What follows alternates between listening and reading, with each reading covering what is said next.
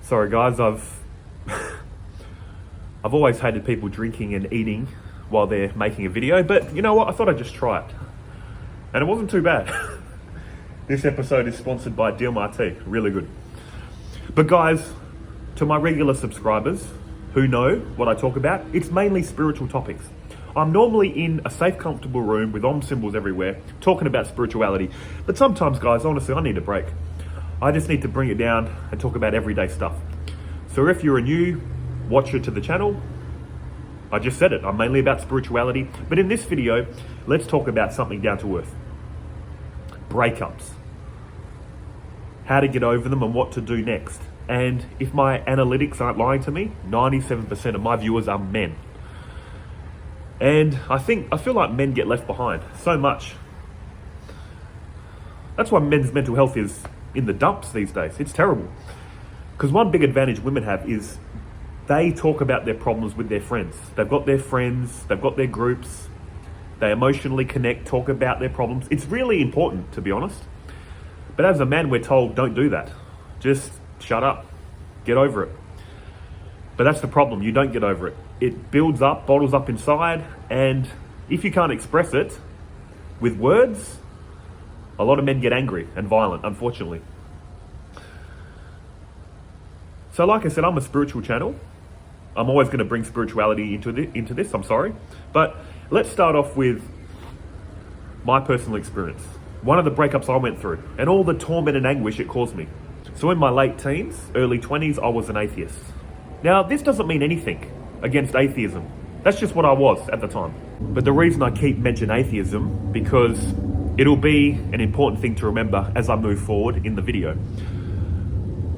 But I was an atheist, low self-esteem, no confidence, had mild social anxiety. Of course I could talk to people, but I had this nervous energy about me. A lot of overthinking. I was not comfortable, especially one-on-one with people. Introverted, I'm still introverted, but there's two types of introversion. One where you are introverted and want to avoid people. Another where you're introverted, like myself, but you can still interact. If no one's around, cool. If people are around, cool. It doesn't matter. But you gravitate towards being alone. But I was all those things. Atheist, low self-esteem, hated. Deep down, I'd say hated myself for all my negative qualities, hated the world, but I still wanted a relationship. And I could not go out and talk to women at the time. I ended up going online, meeting a woman online, which back then was, I guess, embarrassing. Right now, it's how most people meet.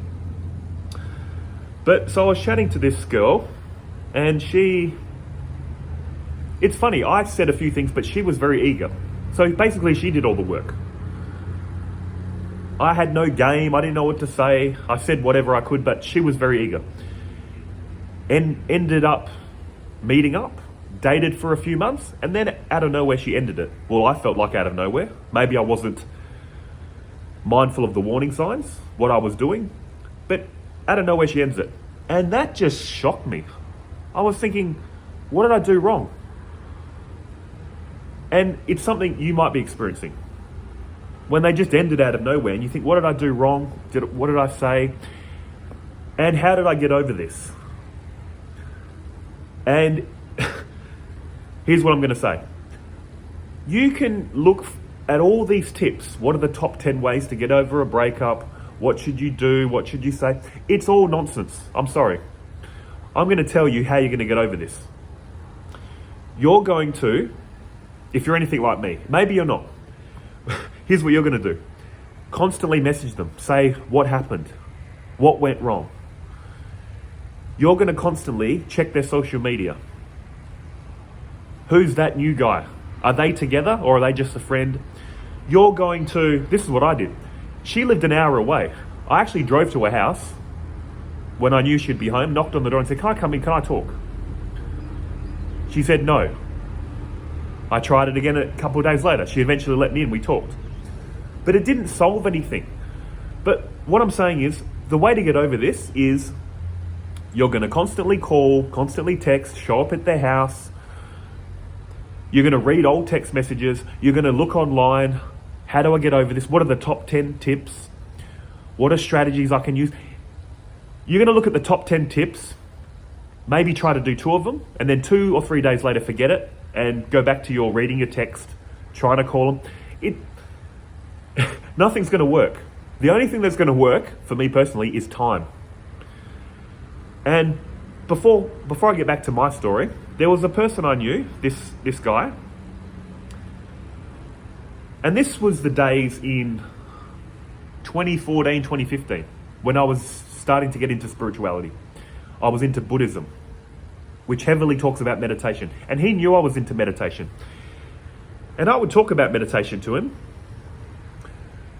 which he wouldn't want to do. He was in a relationship. I'd talk about all my spiritual stuff, meditation. He wouldn't care. When he finally got broken up with, the girl left him, he came to me and said, look, can you teach me meditation? I can't get over this girl, which I showed him what to do. He comes back a day or 2 later and says, look, I've tried it. It doesn't work. Meditation's not working. And I said, look, man, of course it's not working. You can't learn meditation when your mind's irritable and agitated. You've just been through a breakup. So forget meditation. Forget any spiritual practice. That's why spiritual practice is so important. That's why spiritual practice is so important to do when life is going well. When your life is calm and stable, reinforce your sense of inner peace with meditation, prayer, spiritual or religious practices. So when everything falls apart, you've got something to fall back on. It's like when you're making money, that's a good time to learn to invest. You don't take all your money and spend it. A lot of people in desperation, when they've lost a lot of money, get desperate and say, how do I make it back quick? I heard you're into investing. Teach me how to invest. And it's like, you're in a financial panic. You can't learn now. Just like when you're in an emotional panic, you can't learn all these inner peace tips, meditation, all that kind of stuff. It's not going to work. I'm sorry. So getting back to my story, how did I get over this girl? Like I said, texting, calling, checking your social media. It was back in the days, I don't know how old you are, back in the days of MSN chat.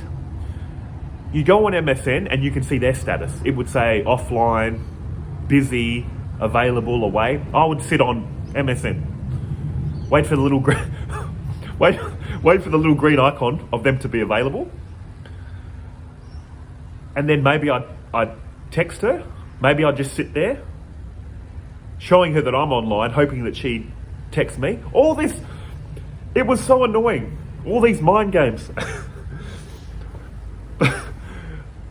It's funny now, of course, but at the time it wasn't. But how did I get out of this? Everything I mentioned, eventually you get over it. Through all these little things you're trying to do, it never works. But eventually, what did I do? I started thinking, I need to, what's that saying? The best revenge is living well. I thought, you know what? I need to start working out more.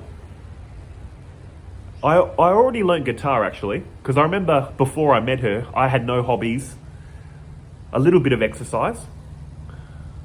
But basically, so I knew an instrument because I thought because at the time I thought I need to be interesting to meet people. I need to have something to talk about, so learn guitar at the time. And a little bit of gymming. But I thought after this, you know what? I'm going to go full force into gymming, look as good as I can, keep getting better at guitar, learning about finance, investing. The best revenge is living well. So in other words, guys, that's what you need to be doing. When a woman breaks your heart, especially young, best revenge, living well. Work on yourself.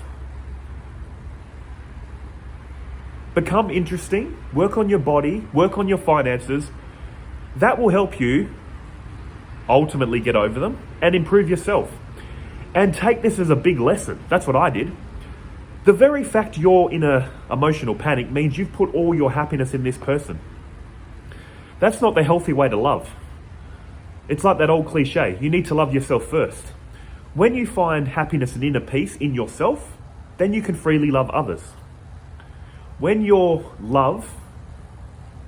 have the feeling of love in your heart and it starts overflowing, The people in your life benefit from the overflowing cup.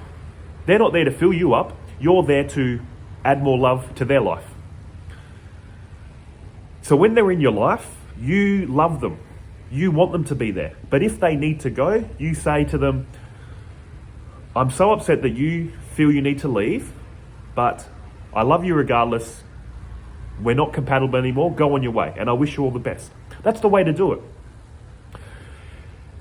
And ironically, if people feel that's how you feel in the relationship as it's happening, they're not so inclined to leave you. Many people leave you out of, they can pick up, you're needing them for happiness. You're very clingy, you're needing them for happiness.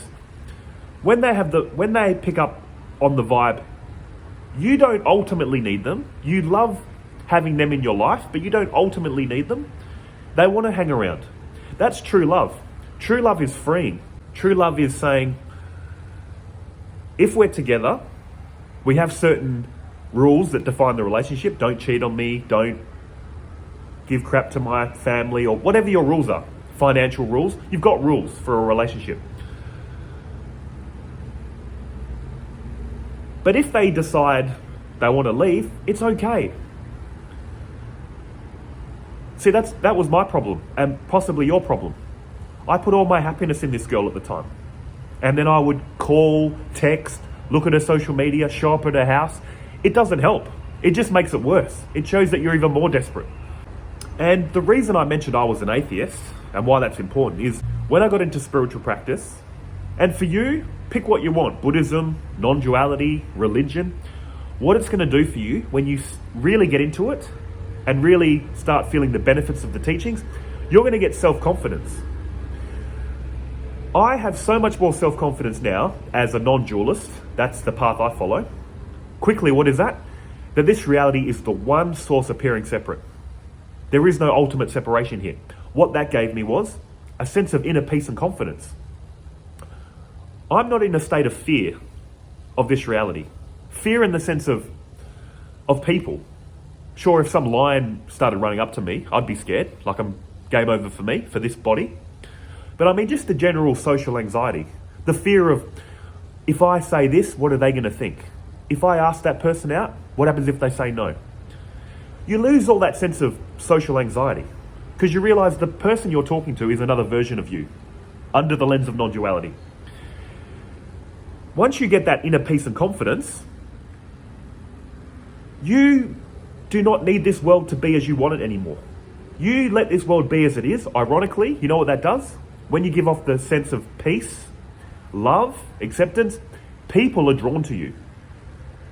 Money is drawn to you. When you're not in a panic to make money or to make friends or get into relationships, people want to hang around you. That's a beautiful twist. When you stop chasing, whatever you chase runs. I'm sure you've heard that saying. You chase people, you chase money, you chase friends, they run. They're in fear. But when you just relax and you're happy in your own being, people want to be around you. You emanate confidence and peace, which people are drawn to. And that's why, bringing it back to spirituality again, that's what this life is. When you operate through fear, you're operating through your ego. Your ego gives this reality the appearance of separation and puts you in the state of fear when you believe you're just this person. Fear creates desire. If you don't get what you desire, you get angry. Anger can ruin your life. I've seen this happen with a couple of people. They've spiraled downwards. Something's happened, they didn't let it go. They quickly rushed into something else, that failed, didn't let it go. Down, down, down. Couldn't accept things were over. Got angry, their life went downhill. And that's what spirituality or religion will save you from. You are happy when there's people and things in your life. When the things or people go, you're still going to be in a state of peace. Of course you're going to be upset, but you're grounded in your true self or in a God. That will stop you from doing things out of impulse. Getting angry, doing things out of impulse, making it worse. That's again why I mentioned I was an atheist. Not because there's anything wrong with atheism ultimately, but that was just the mindset I had at the time. And what solved all that for me? Spirituality. All this social anxiety, all this fear, all this desire for the world, I don't have it anymore. I'm grounded in my true self, in a state of inner peace, confidence, sense of humor, not trying to defend my ego so much anymore because I was very sensitive to criticism. I'm happy. I'm loving life. And I'm getting more and more blessings as a result. In my relationship, in people, in money, in work, blessings. Because I don't care about this life anymore. Not in a nihilistic sense. So that's what I'm saying, guys. If you think religion's nonsense, spirituality's nonsense, there's no value in it, that's the value for you. Inner peace, confidence, which is going to draw everything you're seeking in this world to you eventually. What can you control? As they say in Stoicism, only this body. You can only control your thoughts and feelings of this body. That's what they say in Stoicism. So what should you do? If you're going to be miserable, why not be miserable with a better looking body? Why not be miserable and still work on some social skills? Why not be miserable and do a bit of meditation? What you'll find is, you'll start enjoying all this. You'll start enjoying these things you thought were nonsense. Then, once you find happiness in these activities, all the things you were chasing in people are going to come to you. And it's going to be so funny. So funny that it was, in a sense, so simple. So just to review, if you're going through a breakup, here's what you need to do. Do whatever you're going to do. You're going to text, you're going to message, you're going to knock on their door, you're going to check their social media, you're going to look at the top 10 tips of getting over a breakup, you're going to try to follow 2, give up in a day or 2, think it's all crap, go back to checking their social media. Time is going to heal this, and it's going to be a rough ride. But once you come out of it, take it as a big lesson. Don't put all your happiness in this one person. That is showing you something. This person, instead of hating them, look at them like a teacher. They're teaching you something. Stop putting your happiness in a person. Put your happiness in your true self. Then, when you're all good, don't let this experience harden your heart. Don't let this experience make you feel all bitter and resentful. You're only going to feel bitter and resentful when you think there's happiness in people. No, happiness is in yourself. Find it within yourself through spiritual practice, self-improvement. Then you'll be calm, stable, well-adjusted for the next relationship. If you want one. Many people find inner peace and don't want a relationship anymore. But if you do, you're going to love this person correctly. They're going to freely come into your life. You're going to love them with all your heart, and you're going to give off the vibe. If you want to leave, up to you. Not because I hate you or I don't care, but I love you. I love you so much that if you want to stay, I'll take care of you. If you want to leave, I wish you all the best. We're just not resonating anymore. That's true love. True love is freeing. True love isn't controlling. And of course, like I said, you need boundaries for a relationship. You can't let them do anything they want. Otherwise, it's not a relationship, is it? So guys, particularly to the men, 97% of my viewers are men, I hope that helps. And it just feels good to get out of that room of Om symbols and all this, and all my head in the clouds, and talk about some regular stuff. Because we're living regular lives. If you're watching my stuff, we're living regular lives. And as always, spiritual principles are going to help you in daily life. That's what they're for. Spiritual and religious principles are meant to be practical in everyday life. When seen correctly, they're an asset to your life. And that's what I'm trying to show you with my channel. Talking about this stuff in a down-to-earth way to help you guys. Genuinely, seriously. But until the next video, guys, this has probably gone cold now. Take care. Oh, I just swallowed half the tea bag.